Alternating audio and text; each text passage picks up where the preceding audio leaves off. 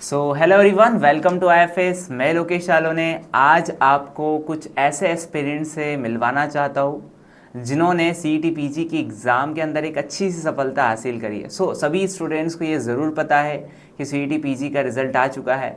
मिलते हैं हम तनिष्क वर्मा से कि उन्होंने कैसे अपनी स्ट्रेटजी बनाई थी और आखिरकार वो आईएफएस के किस प्लेटफॉर्म के साथ में कनेक्टेड है। Welcome Tanishk. Thank you sir.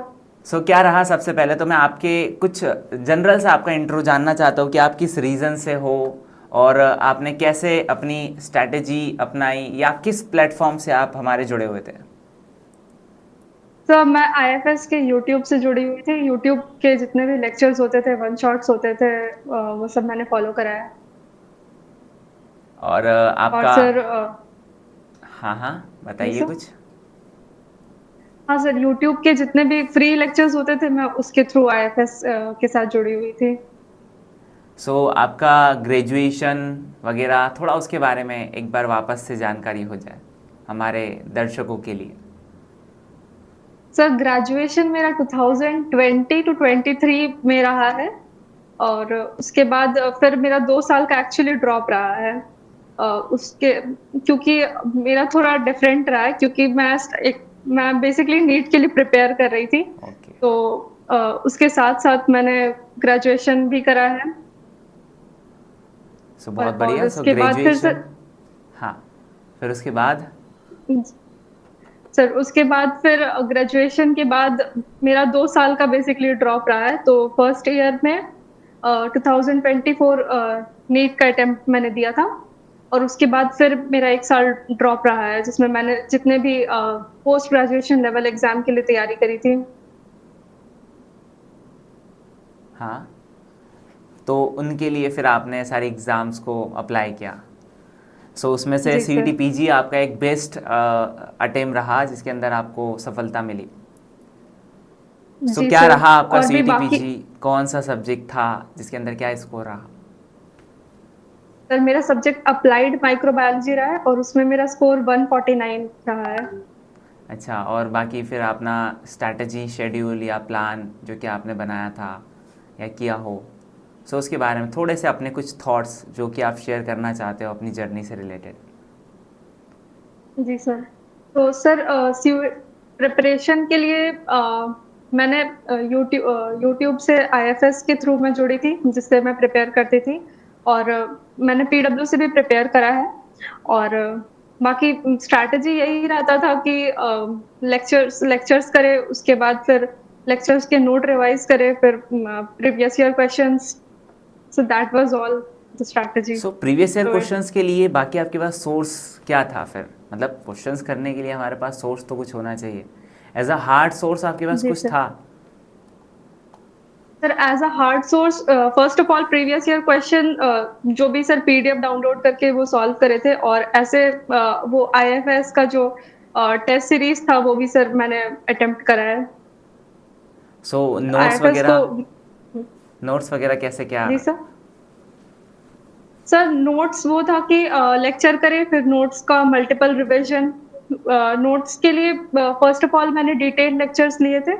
और डिटेल्ड लेक्चर्स के नोट्स बना लिए, उसको ही मल्टीपल रिवीजन के साथ बार बार वो रिवाइज करा, और फिर क्वेश्चन प्रैक्टिस। पर डे के हिसाब से आपका क्या शेड्यूल रहता था कि आज अगर कभी सुबह हुई है तो मुझे आज क्या क्या करना है। जी सर। सर ज्यादातर तो मेरा टाइम पढ़ाई को ही जाता था।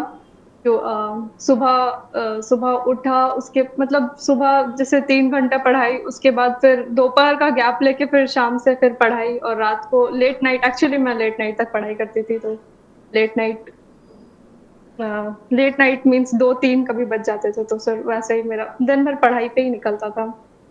फिर सुबह तो बहुत लेट उठा जाता होगा अगर लेट नाइट इतना पढ़ाई की जाती थी तो। नहीं सर, अप्रोक्स 7 to 8 ओके, सुबह। मतलब स्ट्रगल बड़ा ही स्ट्रॉन्ग रहा है। जी सर। यूट्यूब पे से तो सारा चलो ठीक है कि सारा कंटेंट हमें मिल जाता है, बट अधिकतर किसी भी एग्ज़ाम को अगर हमें क्वालिफाई करना है तो अरेंज वे बड़ा सेटअप करना बहुत मुश्किल हो जाता है। आपने वो सारी चीज़ें कैसे की, मतलब आफ्टर आपने सिलेबस तो ऑब्वियसली देखा ही होगा, उसके बाद आपने कैसे जी अपना सर। शेड्यूल प्रिपेयर किया। सर फर्स्ट ऑफ ऑल पहले तो सिलेबस देख लिया, उसके बाद सर एग्जैक्टली लाइक मैंने मतलब पेड कोर्स ज्वाइन कर रखा था, तो उसके थ्रू डिटेल्ड लेक्चर्स लिया, और फिर उसके बाद notes revision and question practice was that all that sir. और उसके बाद फिर वन शॉट्स मैंने देखे थे आईएफएस के। ओके, सो बहुत बढ़िया, आपने आईएफएस के वन शॉट्स देखे थे। और बाकी कैसे क्या रहा आपका टीचर्स के साथ में कम्युनिकेशन, या यूट्यूब पर कैसे क्या आपका मतलब कम्युनिकेशन रहा है टीचर्स के साथ? आपने कभी ऑनलाइन, या हम वो ये बोल सकते हैं कि आपने कभी लाइव लेक्चर ज्वाइन किया होगा, तो फिर तब कैसे क्या कनेक्शन रहा है आपका? नहीं सर, लाइव तो नहीं करा है, मतलब ज्यादातर मैं मोस्टली रिकॉर्डेड प्रेफर करती हूँ। अच्छा, सो बढ़िया है, रिकॉर्डेड आपने प्रेफर करा। एंड देन फिर आपके हार्ड हाँ नोट्स बनते थे उसमें, मतलब जब आप लेक्चर्स देखते थे तो आप हार्ड कॉपी के अंदर कुछ नोट्स वगैरह प्रिपेयर करो? हाँ सर, वो मोस्टली मैं सारा का सारा मैं हार्ड नोट्स ही प्रेफर करती हूँ कि लेक्चर देके, मतलब एक्चुअली रिकॉर्डेड में ऐसा होता है कि आप फास्ट करके भी देख सकते हो, तो मैं थोड़ा रिकॉर्डेड ही ज्यादा प्रेफर करती हूँ।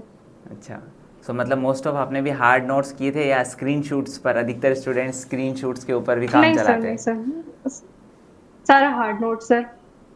अच्छा, फिर और आगे का क्या शेड्यूल है? फिर आगे क्या करना चाहते हो आप? क्या सोचा है आपने सर अपने आगे फ्यूचर के लिए? आगे फिलहाल तो मास्टर्स तक का सोच के रखा है कि फिलहाल मास्टर्स करना चाहती हूँ। और अभी एट प्रेजेंट ऐसा कोई रिजिड नहीं है कि एक पर्टिकुलर ऐसा कुछ सोच के नहीं रखा है, फिलहाल तो मास्टर्स तक सोच के रखा है। एंड इफ बाकी जितने भी मैंने एग्जाम्स दे रखे हैं, अगर उसके थ्रू इंटीग्रेटेड पीएचडी, तो मे बी उसके लिए जाऊँ। बहुत बढ़िया है कि आपको इंटीग्रेटेड पीएचडी भी मिल जाएगी, और आपने जिस तरीके से स्ट्रगल किया है, होप्स हो कि आपको ये सारी चीज़ें ज़रूर मिलेंगी। एंड देन कि आपको, जैसे कि आपने सेल्फ ही किया है और आपने मोस्ट ऑफ बहुत सारी एग्ज़ाम्स के लिए प्रिपेयर भी किया है, जैसे कि आपने बताया कि मैंने नीट के लिए भी किया है। तो कभी कभार जब हमारा जी एग्ज़ाम सर। के अंदर अगर कभी नहीं होता है, तो ये जो डीमोटिवेशन को आपने कैसे हैंडल किया?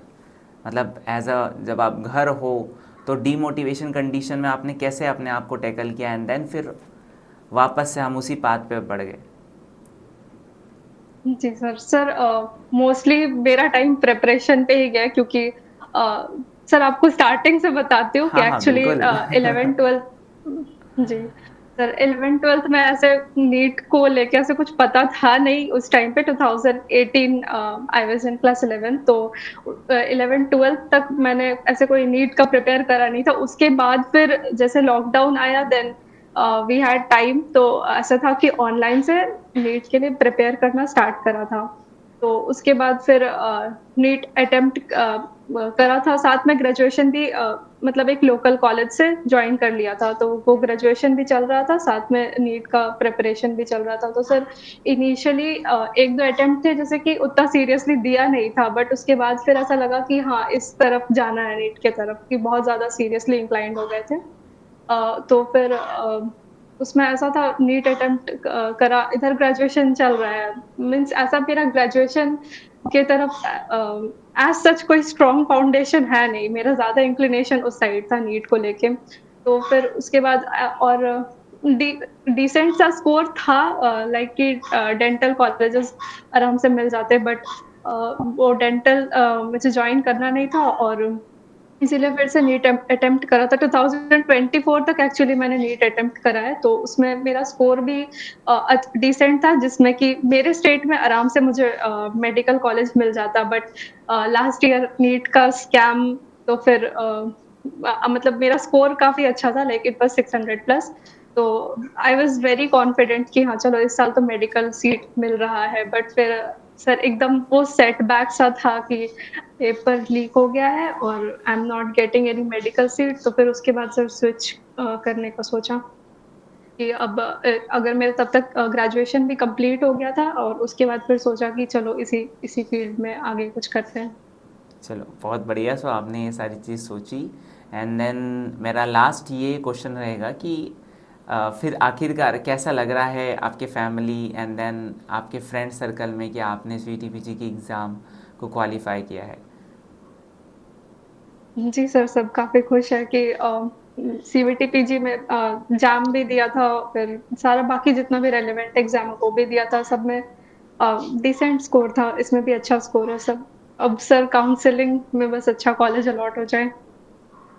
सो जैसे कि आपने प्रिपरेशन की है, आपने नीट की प्रिपरेशन की है, एंड देन आपने कोविड वगैरह ऐसी कुछ सिचुएशन भी चलो देखी है अपनी जर्नी में, तो ऐसा कुछ आप शेयर करना चाहोगी जिससे कि जो कि आपके पूरे प्रिपरेशन के दौरान ऐसा कुछ हुआ हो जो कि आप चाहती हो कि जो आगे आने वाली जनरेशन है या जो प्रिपेयर कर रही है वो ये गलती ना करे, या आपका कुछ ऐसा बहुत ही अच्छा कोइंसिडेंस जो कि आप सुनाना चाहोगी, कोई भी ऐसे एकदम जनरल सी बात।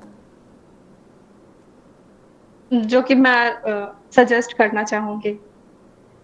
हाँ। तो सर,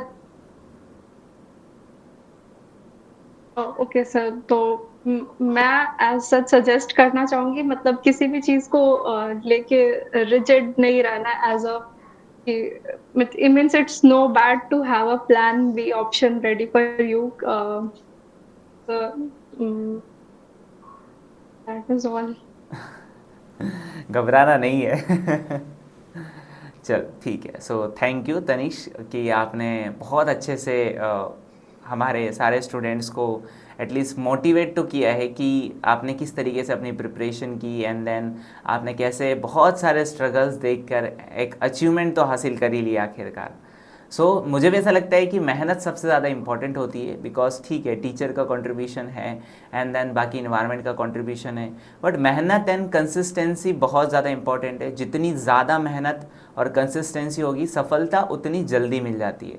हालांकि हर स्टूडेंट इस राह में आता ज़रूर है और वो एक ना एक सपना लेकर जाएगा ज़रूर, कहीं ना कुछ हाथ ज़रूर लगेगा, बट ये है कि मेहनत और कंसिस्टेंसी कितनी ज़्यादा स्ट्रॉन्ग है और कितना ज़्यादा एज अ जुनून है, वो उसको सफलता बहुत जल्दी मिल जाती है। थैंक यू तनिष कि आपने बहुत अच्छे वर्ड से हमारे सारे व्यूवर्स को मोटिवेट किया, and then thank you to all कि आप भी इसी तरीके से मोटिवेट होकर इसी जगह पर मुझसे बात करोगे next time. Thank you Tanish. Thank you, sir.